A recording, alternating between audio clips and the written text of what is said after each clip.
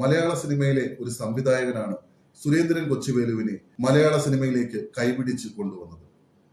തിരുവനന്തപുരം സ്വദേശിയായ ഗോപികൃഷ്ണനാണ് ആ സംവിധായകൻ. ഇന്ദ്രൻസ് എന്ന പേര് എങ്ങനെ വന്നുവെന്നും മലയാള സിനിമയിലേക്ക് ഇന്ദ്രൻസ് എങ്ങനെയാണ് എത്തിപ്പെട്ടതെന്നും ശ്രീ ഗോപികൃഷ്ണൻ വെള്ളി നക്ഷത്രത്തോട് പങ്കുവയ്ക്കും. സുരേന്ദ്രൻ എന്നുള്ളതിനേക്കാൾ നമുക്കൊരു കാര്യം ചെയ്യാം. ഇന്ദ്രൻസ് എന്നങ്ങ് ഒരു പേരില്ല, എല്ലാ സമ്മതമാണ്, എനിക്ക് സമ്മതം. അങ്ങനെയാണ് ഇന്ദ്രൻസ് എന്നുള്ള പേര് ഞാൻ ഉപയോഗിക്കുന്നത്. ഇന്ദ്രൻസ് അഭിനയിക്കുകയല്ല, ജീവിക്കും സിനിമകളിൽ. ഇയാൾക്ക് ചിലപ്പോൾ ഒരു ഓസ്കാർ അവാർഡ് വരെ കിട്ടും എന്ന് ഞാൻ പ്രതീക്ഷിക്കുന്നു.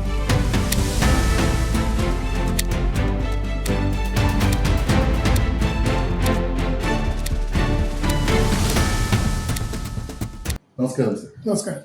ഇന്ദ്രൻസ് എന്ന് പറയുന്ന ഒരു നടനെ എല്ലാവർക്കും ഇപ്പോൾ അറിയാം. സുരേന്ദ്രൻ കൊച്ചുവേലു എന്ന പേര് പറഞ്ഞ ഒരുപക്ഷെ ആൾക്കാർക്ക് ആർക്കും അറിയില്ല.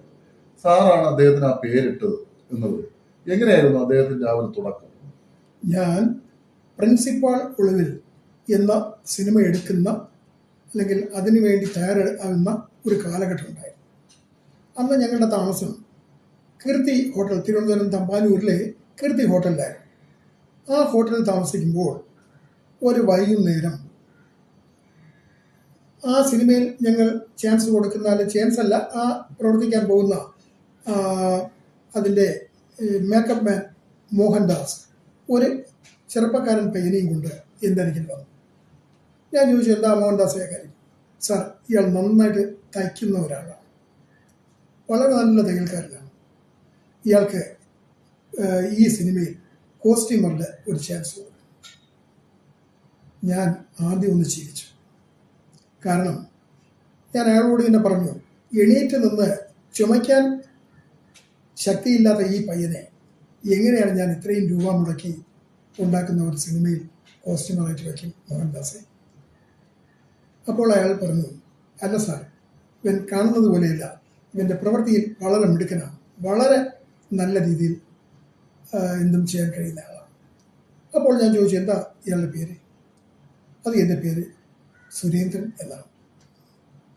ശരി സുരേന്ദ്രൻ. എന്ത് ചെയ്യുന്നു? ഞാൻ ഒരു ടൈലറിംഗ് യൂണിറ്റ്, ഒരു ചെറിയ കട മെഡിക്കൽ കോളേജ് ജംഗ്ഷനിൽ നടത്തുകയാണ്. അതുകൊണ്ട് ജീവിച്ചാൽ പോരെ? ഇല്ല സാർ, എനിക്ക് സിനിമയിൽ കയറണം എന്ന് വലിയ മോഹമാണ്. അപ്പോൾ വീണ്ടും മോഹൻദാസ് എന്നെ നിർബന്ധിച്ചപ്പോൾ ഞാൻ പറഞ്ഞു, മോഹൻദാസെ ഒരു കാര്യം ചെയ്യാം, ഞാൻ 2 തുണി കൊടുക്കാം, ഒന്ന് ഒരു ഷർട്ടിനും ഒന്നൊരു പാൻസിനും. നാളെ ഇയാൾ 2 തച്ചുകൊണ്ട് വരട്ടെ, അത് കണ്ടിട്ട് തീരുമാനിക്കാം ഇയാൾക്ക് കൊടുക്കണമോ വേണ്ടയോ. എന്താ? ശരി സാർ, അത് മതി എന്ന് 2 പേര് സമ്മതിച്ചു. അങ്ങനെ ഞാൻ ഫിലിമിന് വേണ്ടി വാങ്ങിവെച്ചിരുന്നതിൽ നിന്ന് ഒരു പാൻസിനും ഒരു ഷർട്ടിനുമുള്ള തുണി ഞാൻ സുരേന്ദ്രനെ ഏൽപ്പിച്ചു. പിറ്റേന്നാൾ ഇവർ 2 പേരുമായി അത് തച്ചു പോകും. ഞാൻ പറയട്ടെ, വളരെ മനോഹരമായിട്ട് ആ പയ്യൻ തച്ചത്. നല്ല ഫാഷനിൽ, ഞാൻ ഇന്നുവരെ ഇട്ടിട്ടില്ലാത്ത രീതിയിൽ, എനിക്ക് യോജിക്കുന്ന രീതിയിൽ മനോഹരമായിട്ട് ഒരു ഷർട്ടും ഒരു പാൻസും തച്ചു കൊടുത്തു. അപ്പം അത് കണ്ടപ്പോൾ എനിക്ക് ആ പയ്യനോട് ഒരു മതിപ്പ് തോന്നി. ഞാൻ പറഞ്ഞു, ശരി, ഇയാളെ ഞാൻ ഈ സിനിമയ്ക്ക് ചാൻസ് തരികയാണ്, പക്ഷേ വളരെ ആക്റ്റീവായിട്ടും വളരെ ശ്രദ്ധിച്ചും എല്ലാം കൈകാര്യം ചെയ്യാം സാർ എന്ന് പറഞ്ഞ് പോവുകയും ചെയ്തു. അതിനുശേഷം മറ്റൊരു ദിവസം വന്നപ്പോൾ ഞാൻ 1000 രൂപ പ്രൊഡ്യൂസറോട് വാങ്ങിച്ച് ഇയാൾക്ക് അഡ്വാൻസ് ആയിട്ട് കൊടുത്തു. ആദ്യമായിട്ട് ഒരാൾ നമ്മുടെ അടുത്ത് ഇങ്ങനെ വരുമ്പോൾ എന്തെങ്കിലും ഒരു സഹായം ചെയ്യണമല്ലോ. അത് അയാൾ വളരെ സന്തോഷത്തോടെ സ്വീകരിച്ചു. പിൽക്കാലത്ത് അദ്ദേഹത്തിൻ്റെ തന്നെ ആത്മകഥയിൽ എഴുതി ഞാൻ കണ്ടു, അതുകൊണ്ടുവന്ന് അമ്മയുടെ കൊടുത്തു എന്നും അതൊരു ഓണക്കാലമായിരുന്നു എന്നും അതുകൊണ്ട് വലിയ സന്തോഷം തോന്നിയെന്നൊക്കെ അദ്ദേഹം പറയുന്നത് ഞാൻ കേട്ടു. അത് ഏത് വർഷമായിരുന്നു? 1984 1984 85 ആ സിനിമ ഇറങ്ങിയത്. അന്ന് അദ്ദേഹത്തെ കാണാൻ അദ്ദേഹത്തിന്റെ രൂപ പ്രകൃതം എങ്ങനെയായിരുന്നു? വളരെ മെലിഞ്ഞിട്ട് വളരെ ആരോഗ്യം കുറഞ്ഞ ഒരു പയ്യനായിരുന്നു. പക്ഷേ വളരെ വിനീത സ്വഭാവമുള്ള ഒരാളാണെന്ന് കണ്ടാൽ തോന്നി. എപ്പോഴും തൊഴുതുകൊണ്ട് നിൽക്കുന്ന ഒരാളാണ്. അങ്ങനെ അദ്ദേഹം ഒരു നല്ല മിടുക്കനാണ്. അദ്ദേഹം കോസ്റ്റ്യൂംസൊക്കെ തയ്ച്ചു തുടങ്ങിയപ്പോൾ അതിൽ നടിയായ മേനകയ്ക്ക് ഇയാൾ തയ്ച്ച ബ്ലൗസുകൾ വളരെ ഇഷ്ടപ്പെട്ടു. അത്രത്തോളം അവർക്ക് ഇഷ്ടപ്പെട്ട രീതിയിലുള്ള തയ്യലായിരുന്നു ഇന്ദ്രൻസ് അല്ലെങ്കിൽ ഈ സുരേന്ദ്രൻ തയ്ച്ചു കൊടുത്തത്. അങ്ങനെ ആ ബ്ലൗസുകൾ എനിക്ക് തരാമോ സാറെന്ന് എന്നോട് ചോദിച്ചു. ഞാൻ പറഞ്ഞു ഈ സിനിമ കഴിഞ്ഞാൽ നമുക്ക് ഇതിൻ്റെ ആവശ്യം വരുന്നില്ലല്ലോ, എടുത്തോളൂ എന്ന് പറഞ്ഞു.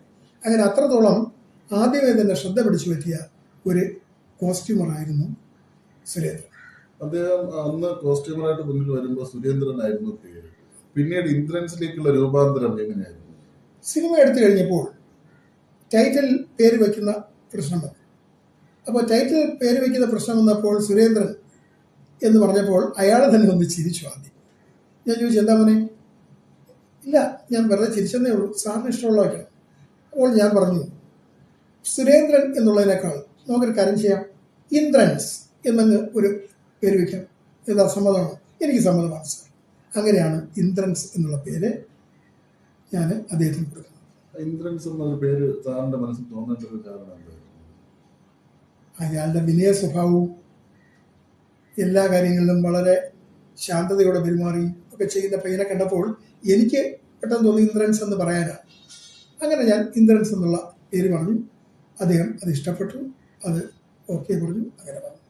അപ്പൊ ഇന്ദ്രൻസ്, അപ്പൊ ആ സിനിമയോടുകൂടി സുരേന്ദ്രൻ ഇന്ദ്രൻസ് എന്നുള്ള പേരും സ്വീകരിക്കുന്നു, മലയാള സിനിമയുടെ ഭാഗമാകുന്നു. അപ്പൊ തൊട്ടടുത്ത സിനിമ സാറിന്റെ തന്നെ ആയിരുന്നു. രണ്ടാമത്തെ സിനിമ എന്നും നിന്റെ ഓർമ്മകളിൽ എന്ന് പറഞ്ഞിട്ട് ഞാനൊരു സിനിമ തുടങ്ങി. അതിലും ഞാൻ അദ്ദേഹത്തെ തന്നെയായിരുന്നു വച്ചിരുന്നത്. പക്ഷേ അദ്ദേഹം വളരെ വിനീത സ്വഭാവക്കാരൻ എന്നുള്ളത് എടുത്തു പറയേണ്ട ഒരു കാര്യമാണ്. എവിടെ ആരെ കണ്ടാലും ആരോടും എല്ലാവരോടും വളരെ സ്നേഹപൂർവ്വം പെരുമാറുന്ന ഒരു വ്യക്തിയാണ്. പക്ഷേ ആ സിനിമ എനിക്ക് രണ്ടാമത്തെ സിനിമ 30% ഷൂട്ടിംഗ് നടന്നു. കാരണം അതിൽ തമിഴ് നടി സീതയൊക്കെ ഡേറ്റ് ചെയ്തിരുന്നതാണ്. പക്ഷേ അന്നത്തെ അതിൻ്റെ ഡിസ്ട്രിബ്യൂഷൻ എടുത്തിരുന്ന ആള് പെട്ടെന്ന് ജയിലിലായപ്പോൾ പിന്നെ കുറേ കാശ് തന്ന എഗ്രിമെന്റ് വെച്ച ആ ഡിസ്ട്രിബ്യൂട്ടർക്ക് ഒന്നും ചെയ്യാൻ കഴിയാതെ പോയി. അങ്ങനെ ആ സിനിമ നിന്നുപോയി, ആ സിനിമ ഇറങ്ങിയില്ല. പിന്നീട് ഇന്ദ്രൻസിനെ അതിനുശേഷം ഇന്ദ്രൻസിനെ കണ്ടിരുന്നു. പിന്നെ വീണ്ടും നമ്മുടെ അദ്ദേഹം പത്മരാജൻ്റെയൊക്കെ സിനിമയിൽ അദ്ദേഹത്തിന് ചാൻസ് കിട്ടി. അവിടെ കോസ്റ്റ്യൂമറായിട്ട് വർക്ക് ചെയ്യുകയാണ്. കുറച്ചു കാലം കഴിഞ്ഞപ്പോൾ എനിക്കൊരു ചെറിയൊരു ആക്സിഡൻറ്റ് പറ്റി ഞാൻ നെയ്യാറ്റിങ്കരയുള്ള എൻ്റെ വീട്ടിൽ കിടക്കുകയായിരുന്നു. ആ സമയത്ത് മോഹൻദാസ്, ഇതിൻ്റെ മേക്കപ്പ് മാനായ മോഹൻദാസും സുരേന്ദ്രനുമായി നാഗർകോവിൽ ബസ്സിൽ കയറി വന്ന് എൻ്റെ വീട്ടിനടുത്ത് ഇറങ്ങി എന്നെ വന്ന് നോക്കിയിട്ട് പോയത് എനിക്ക് ഓർമ്മയുണ്ട്. അപ്പോഴേക്കും ഇന്ദ്രൻസ് എന്ന പേര് ഫേമസ് ആയി വരുന്നു. അപ്പൊ അദ്ദേഹത്തെ ആദ്യത്തിൽ കണ്ടപ്പോൾ തന്നെ അദ്ദേഹത്തിന് ഒരു നടനുണ്ട് എന്ന് സാറ് അറിഞ്ഞിരുന്നു? ഇല്ല, അന്ന് എനിക്ക് നടൻ എന്ന് പറഞ്ഞാൽ വളരെ രസമാണ് ആശാന്റെ തലകുലിക്കലും ചിരിയും ഒക്കെ. പക്ഷേ ഞാനല്ല സിനിമയിൽ അഭിനയിക്കാൻ ചാൻസ് കൊടുത്തത്. ഞാൻ മനസ്സിലാക്കുന്നത് അദ്ദേഹം ഈ സീരിയലുകളിലാണ് ആദ്യം അഭിനയിച്ചു തുടങ്ങിയതെന്നാണ്. പിന്നെയാണ് സിനിമയിലേക്ക് എത്തുന്നത്. അദ്ദേഹം ഒരു ഹാസ്യ നടനിൽ നിന്ന് ഹാസ്യം, പിന്നെ അതുപോലെ സീരിയസ് ആയ കഥാപാത്രങ്ങൾ, ഗൃഹനാഥനായിട്ടുള്ള കഥാപാത്രങ്ങൾ, ഇപ്പോൾ നായക തലത്തിലുള്ള കഥാപാത്രങ്ങൾ വരെ ചെയ്ത് പ്രതിഫലിപ്പിച്ച് സംസ്ഥാന അവാർഡ് വരെ വാങ്ങിയ ആളാണ്. അത് ആ ഒരു യാത്രയെ സാറിന് അതിനുള്ള കഴിവ് അയാൾക്കുണ്ട്. കാരണം അനാവശ്യമായി എടുത്തിയാട്ടം ഇല്ലാത്ത ഒരു വ്യക്തിയാണ്. മറ്റാരെക്കുറിച്ചും ഒരു കുറ്റം പറയാത്ത ഒരു വ്യക്തിയാണ്. എല്ലാ സന്തോഷത്തോടെ പുള്ളി കൈകാര്യം ചെയ്യും. എൻ്റെ ഒരു അനുഭവം ഞാൻ പറയാം. എത്രയോ വർഷങ്ങൾക്ക് ശേഷം 2017 നവംബർ മാസത്തിൽ ആദ്യമായി ഞാൻ ഒരു നോവൽ പ്രസിദ്ധീകരിക്കുകയായിരുന്നു.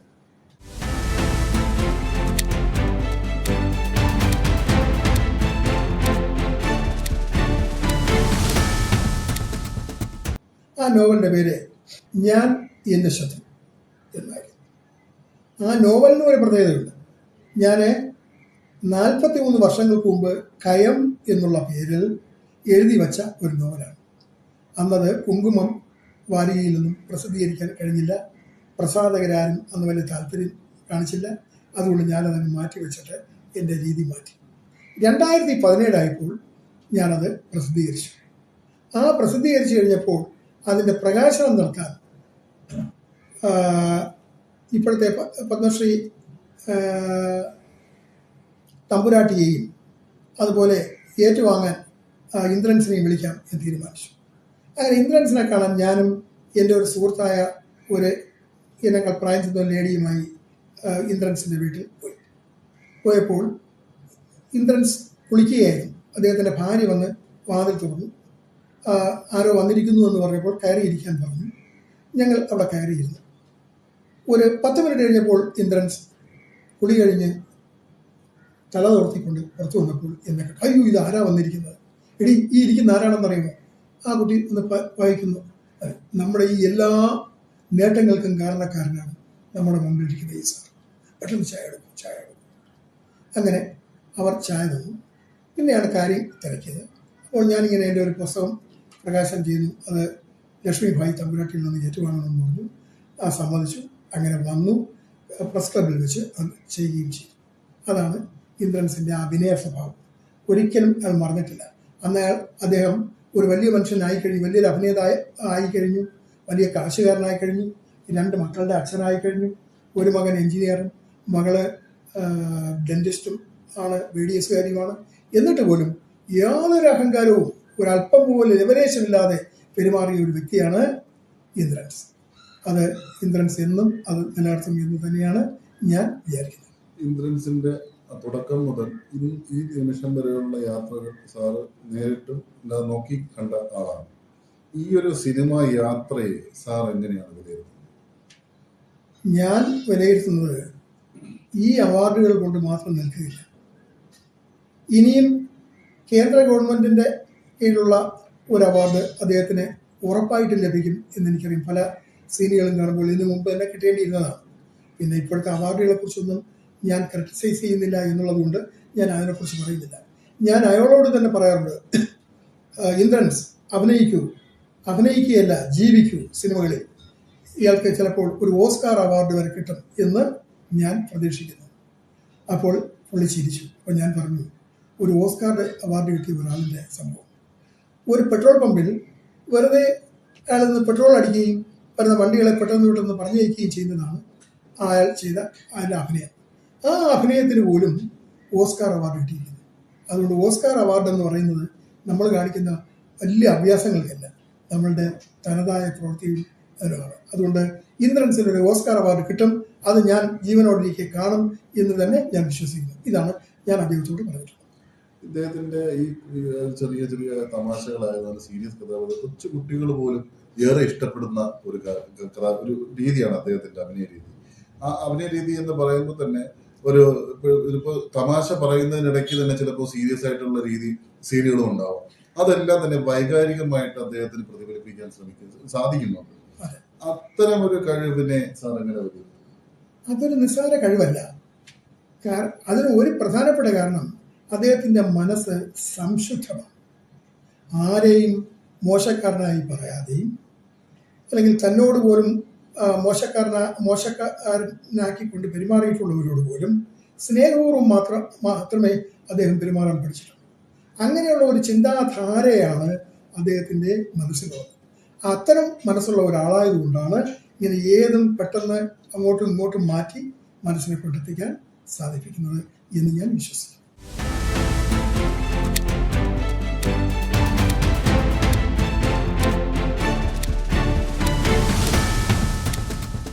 വളരെ താരരാജാക്കന്മാർ വാഴുന്ന ഒരു സിനിമാ മേഖലയിൽ വളരെ കാലം എടുത്തു അദ്ദേഹത്തിന്റെ അഭിനയ പാഠവും എന്താണെന്ന് മറ്റുള്ളവർ മനസ്സിലാക്കാൻ എന്ന് വിലയിരുത്തുന്നുണ്ട്. ഉണ്ട്.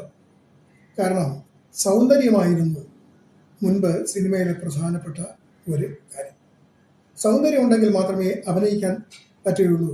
സൗന്ദര്യമുള്ള ആളുകളെയാണ് പണ്ട് സംവിധായകരും മറ്റുള്ളവരും എല്ലാം സെലക്ട് ചെയ്തത്.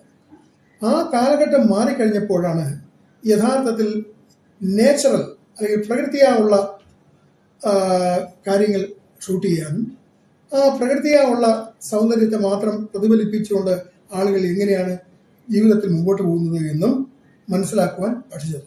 അങ്ങനെ വന്നപ്പോഴാണ് ഇന്ദ്രൻസിനെ പോലെയുള്ള നടന്മാർ വളരെ മിടുക്കരായി മാറുകയും ജീവിതത്തിൻ്റെ ഭാഗമായ കഥാപാത്രങ്ങളെ സൃഷ്ടിക്കുകയും ആ കഥാപാത്രങ്ങളിൽ വിജയിക്കുകയും ചെയ്തതുകൊണ്ടാണ് ഇന്ന് ഇന്ദ്രൻസ് അല്പം ലേറ്റായിട്ടാണെങ്കിലും ഒരു വലിയ നടനായി മാറിയത്.